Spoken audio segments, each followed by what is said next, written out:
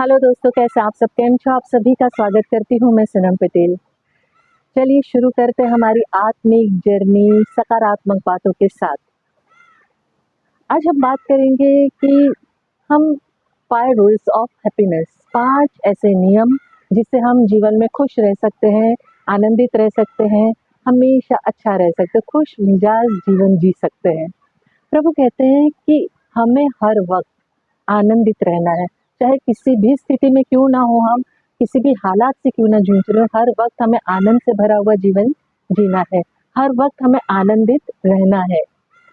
तो सबसे पहला जो नियम है ना, सबसे पहली बात जो है, डोंट हेट एनीवन। नफरत मत करो किसी से भी। क्या हो जाता है ना, जब हम नफरत करते हैं ना, तो हमारा जो हृदय है ना, हमारा जो मन है, वो एक अजब कहते हैं ना, नेगेटिविटी से भर जाता है, नकारात्मक बातों से भर जाता है। क्रोध, चिढ़, नफरत, जलन, ये सारी बातें अंदर भर जाती, और ये हो जाती, नेचुरल है। जिसके कारण दूसरे का कुछ हो ना हो, हमारा खुद का नुकसान हम जरूर कर देते। नफरत के कारण हम दुखी रहते, परेशान रहते हैं, एकदम हैरान रहते। वचन कहता है हमें, इफिसियों अध्याय 4 का 32, और एक दूसरे पर कृपाल और करुणामय हो, और जैसे परमेश्वर ने मसीह में तुम्हारे अपराध क्षमा किए हैं, वैसे ही तुम भी एक दूसरे के अपराध को क्षमा करो। जब हम जिसने हमारा बुरा किया है उसे माफ करते हैं, तो परमेश्वर भी हमें हमारी गलतियों के लिए माफ कर देता है, और हमारे ऊपर से जो बोझ है ना, वो हल्का हो जाता है। हमारा जो मन है ना, वो साफ रहता है, शुद्ध हो जाता है, और कोई भी प्रकार की कोई भी वजन, कोई भी भार लेके हम नहीं जीते। जब हमारे दिल, दिमाग, आत्मा में कोई वजन नहीं होता है, चिंता नहीं होती है, परेशानी नहीं होती है, तो एक हल्कापन महसूस होता है, क्योंकि हमने सबको माफ कर दिया, सब अपराधों को क्षमा कर दिया, हमारे दिल में वो बोझ नहीं है। तो क्या होता है, हमारा हृदय जो है साफ, क्लीन हो जाता है, जिससे हम सुख अनुभव करते हैं, हमारे अंदर एक आनंद आ जाता है, खुश हो जाते हैं हम, एक हैप्पीनेस आ जाती है, क्योंकि हमारे मन में कोई बोझ है ही नहीं। तो सबसे पहला नियम है, नफरत मत करो किसी से भी। दूसरा नियम है, don't compare yourself to others. आप बहुत बार देखेंगे कि हर किसी को एक आदत होती है, छोटे बच्चों में भी होती है, यार उससे मेरे से अच्छा बच्चा क्यों लिया, देख मेरे से अच्छा कैसे खेल रहा है या खेल रही है, मुझसे अच्छे कपड़े। बड़ों में तो अनगिनत होते, घर, गाड़ी, काम, लाइफ पार्टनर, दोस्त बोल लो, किसी भी प्रकार का आप बोल लो, चीज कोई भी उठा सकते हो। हर कोई इस संसार में तकलीफ से जूझता है, ये गुजरता है, ये कंपैरिजन बहुत बड़ा रोग है, ये मेजर कारण है दुख का। जो इंसान कंपेयर करता रहता है ना दूसरों के साथ, अपने आप को अपनी तुलना करता रहता है, वो हमेशा दुख से घिरा रहता है। वचन बताता है 2 कुरिन्थियन का अध्याय 10 का वचन 12, क्योंकि हमें हियाव नहीं कि हम अपने आप को उनमें से ऐसे गिने, कितनों के साथ गिने, या उनसे अपने आप को मिलाए, जो अपनी प्रशंसा करते हैं और अपने आप को आपस में नाप तोल कर एक दूसरे से मिलान करके मूर्ख ठहरते हैं। कई बार क्या हो जाता है ना, हम अपने आप को दूसरे से बेहतर साबित करने के चक्कर में बहुत सारे पाप कर देते हैं, अनगिनत पाप से घिर जाते हैं, जैसे जलन, घमंड, नफरत, ईर्ष्या, मैंने बताया, झूठ, फरेब। तो हमें जो क्यों अपने आप को किसी से कंपेयर करके, तुलना करके अपने जीवन को नष्ट करना है? हमें जो बनाया खुदा ने, वो बेस्ट बनाया। मैं अपनी जगह बेस्ट हूँ, आप अपनी जगह बेस्ट हो। हमारी जो क्वालिटी है हमारे अपने अंदर अलग अलग प्रकार की है, और हम उस क्वालिटी को लेके निखारना है, आगे बढ़ना है, ना कि दूसरे की क्वालिटी को देख के जलना है, और कहते हैं ना, जलन करके अपने आप को तबाह और निष्ठ, कहते हैं ना, बर्बाद कर देना है। हमें अपनी क्वालिटी को निखारना है। मेरी माँ कहती है, दूसरे के महल को देख के खुद का झोपड़ा मत जला लो। अपने आप को कंपेयर क्यों करना है भाई?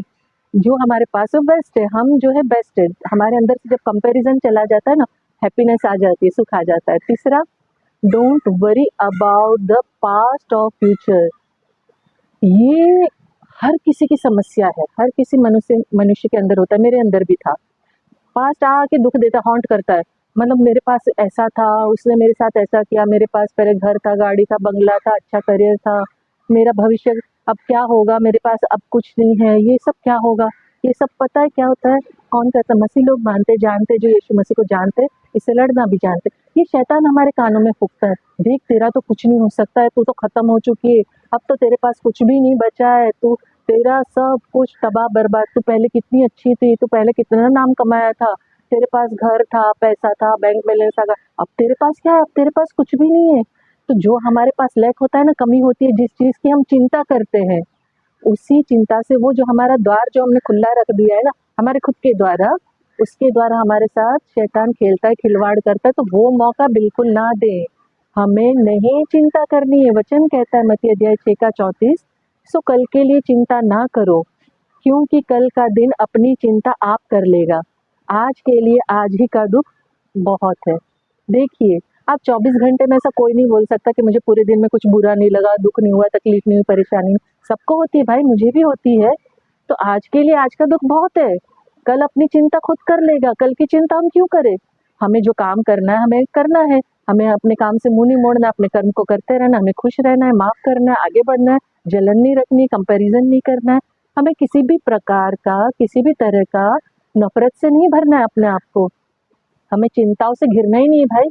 हम हर पल कहते हैं कल क्या होगा सोचेंगे तो आज में जीना हम भूल जाएंगे, आज की खुशी को खो देंगे। हमारा स्वर्गीय पिता जानता है कि हमें क्या क्या जरूरत है, हमारी बेसिक नीड्स उसे पता है। हमें भूख लगती है, हमें छत चाहिए, हमें कपड़े चाहिए। देखिए, वो हमें कहते हैं ना, भूखा कभी नहीं सुलाता है, भूखा उठाता है। कभी भी किसी को भी नहीं, चाहे वो कहीं भी रहता हो, किसी भी जगह, चाहे रोड पे सोने वाले को ही आप देख लो, कोई ना कोई देख ही जाता है। भूखा कोई मनुष्य नहीं सोता है, भूखा उठता जरूर है। पर हम उसके राज्य को महत्व देने के बजाय किसे महत्व देते हैं? चिंता को, परेशानी को, तकलीफों को, क्या होगा को। हमें इन बातों को महत्व नहीं देते हुए परमेश्वर को महत्व देना है और भरोसा करना है कि हम काम कर रहे हैं, हम जो कर रहे हैं हमारी क्वालिटी के अनुसार सही कर रहे हैं, उसमें परमेश्वर की आशीष उतरेगी। अगर हम उसकी आज्ञाओं पे चलते हैं और उल्लंघन नहीं करते और सच्चे हृदय से उसके पीछे चलते हैं, तो don't worry about past and future. चौथा, डोंट एक्सपेक्ट टू गिव, मतलब क्या करना है क्या नहीं करना है। वचन कहता है कि पत्रस अध्याय का कहता है, बुराई के बदले बुराई मत करो और ना गाली के बदले गाली दो, क्योंकि तुम आशीष के वारिस होने के लिए बुलाए गए हो। वो जो इस दुनिया का नियम है ना, मतलब बहुत लोग करते हैं। मैंने तो मतलब देखा है, प्रैक्टिकल मेरी लाइफ में बहुत देखा है, आसपास भी देखा है, सोसाइटी में देखा है, अड़ोस पड़ोस में देखा है, काम की जगह देखा है। टिट फॉर टैट, ये है लोगों का नेचर, है सच में है। आप मानिए, इसने मेरे साथ ये किया, इससे डबल मैं करके दिखाऊंगी। इसने मेरा ये किया ना, अब देखो इसका कैसे बुरा करता हूँ। तो नॉर्मल आप देख लीजिए, गाड़ी चलाते हुए, चलिए आप गाड़ी नहीं भी चला रहे, रिक्शा में बैठे, टैक्सी में बैठे, किसी भी व्हीकल में आप बैठे हो, कोई आपसे आगे चला, मेरे से आगे कैसे चला गया, अब मैं इससे आगे जाके ओवरटेक करके दिखाता हूँ। उसको ओवरटेक करके एक अजीब सी संतुष्टि मिल जाती, मैं इससे आगे चला गया, चली गई। यार टिट फॉर टैट क्यों क्यों मत करो। हम में और दुनिया में फर्क है। हम मसीह के जब बच्चे बन जाते, यीशु मसीह के साथ जब चलते हैं, यीशु मसीह के जैसा हमारा चरित्र होना चाहिए, नम्र, हम्बल, प्रेम से भरा होना चाहिए, ना कि बदलाखोर, बदला लेने वाला। हमें क्षमा करने वाला बनना है, टिट फॉर टेट वाला नहीं बनना है, दुनियावी लोगों की तरह नहीं बनना है। पांचवा और अंतिम, never complain about your difficulties. ये मैंने भी बहुत किया है पास्ट में। हमेशा हम बहुत सारी शिकायतें लेके जीते, कंप्लेन से भरे हुए रहते हैं। यार मेरे साथ ऐसा क्यों हो गया, मेरे साथ ऐसा नहीं होना चाहिए था, मतलब क्यों, वाई मी, शिकायत शिकायत शिकायत, ऐसा मेरे साथ नहीं होना चाहिए। वो इतना बुरा करे फिर भी उसका इतना अच्छा हो रहा है, उसका चरित्र खराब है फिर भी उसका देखो घर बार लेके बैठी, उसका अच्छा हो रहा है। नहीं नहीं, नॉट, ये नहीं होना चाहिए। वाई में ट्राई नहीं होना चाहिए।